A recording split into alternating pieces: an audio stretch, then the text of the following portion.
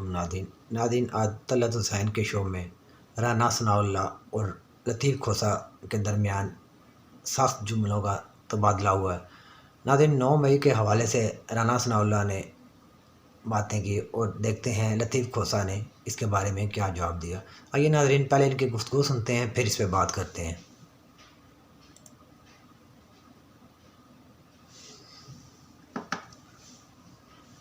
ران صاحب بتائیے گا اس کے اوپر، آپ کے پاس تو معلومات ہوں گی ڈھیر 9 مئی کے بارے میں۔ ایک بات جو ہے وہ دوسری بات سے نہیں ملتی، یہ ایسے ہی جاوا دیکھیں ان کی کوئی ایک بات جو ہے وہ دوسری بات سے نہیں ملتی، یہ ایسے ہی جاوا گوئی کر رہے ہیں، یہ ہو گیا، کبھی کہتے ہیں وہ ہو گیا۔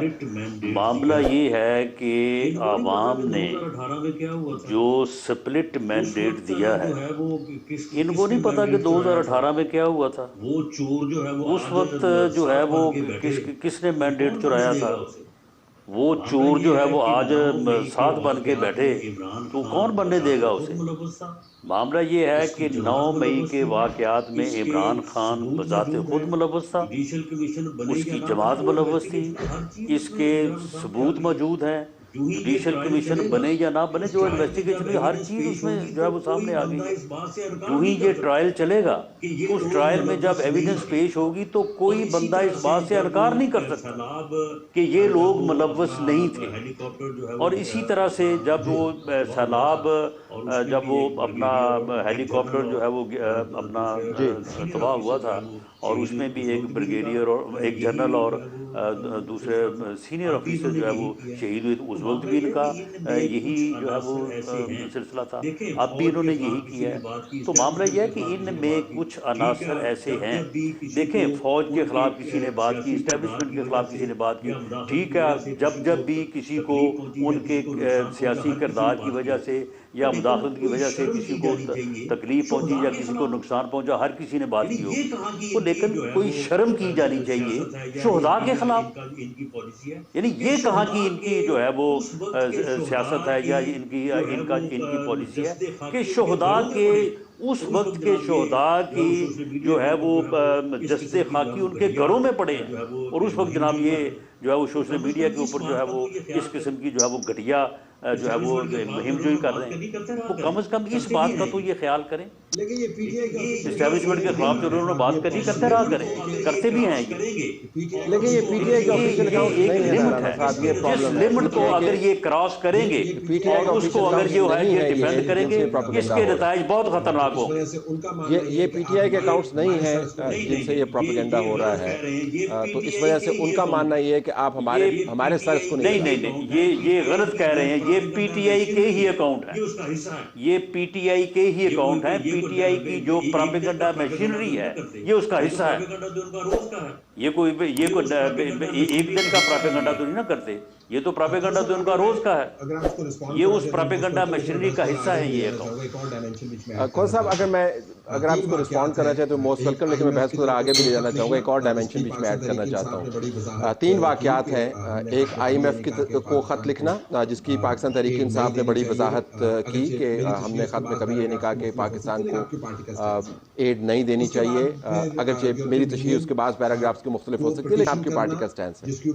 اس کے بعد پھر یورپین یونین کو پٹیشن کرنا جس کے اوپر انفارمیشن منسٹر نے پریس کانفرنس بھی کی، لیکن وہ آپ کی طرف سے پٹیشن نہیں تھی، وہ آپ کا سمپیتھیٹک ایک بندہ ہے جو کسی اور جگہ پر بیٹھ کے پٹیشن جاری کر رہا ہے، لیکن اس کو بہت سارے جو آپ کے ممبران ہیں انہوں نے اس کو ری ٹویٹ کیا، اس کو ان اے وے انڈورس کیا۔ لیکن سب سے اہم بات یہ ہے یہاں پر آ کر پاکستان تحریک انصاف کا فٹ پرنٹ جو ہے وہ بڑھ جاتا ہے، وہ ہے حالیہ جو آئی ایم ایف اور واشنگٹن کے اندر جو آپ کے پاکستان تحریک انصاف کی امریکہ کی برانچ ہے، اس نے جو پروٹیسٹ کیا وہاں پر بہت غلط قسم کا پروپیگنڈا ہوا، ٹرکوں کے اوپر فوجی سربراہ کی تصویر لگائی گئی، ٹرکوں کے اوپر آئی ایس آئی چیف کی تصویر لگائی گئی، اور یہ اون کیا۔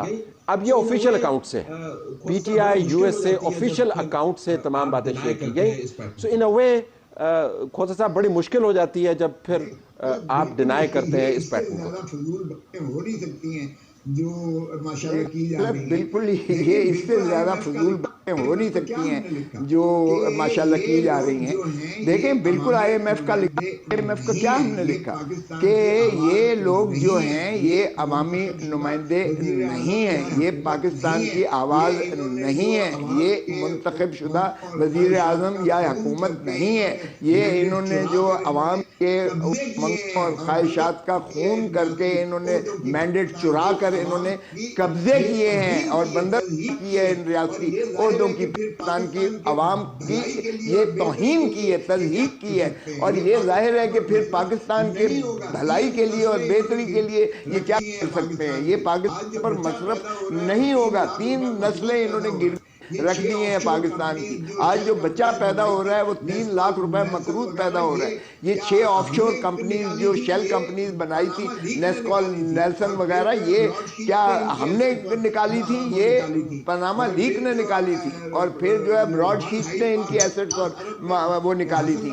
اور پھر جو 1 ہائیڈ پارک 10 ارب میں حسن نواز نے بیچا ہے یہ. اور پھر جو PTI US سے اس کے اوپر آئے رہ رہے ہیں.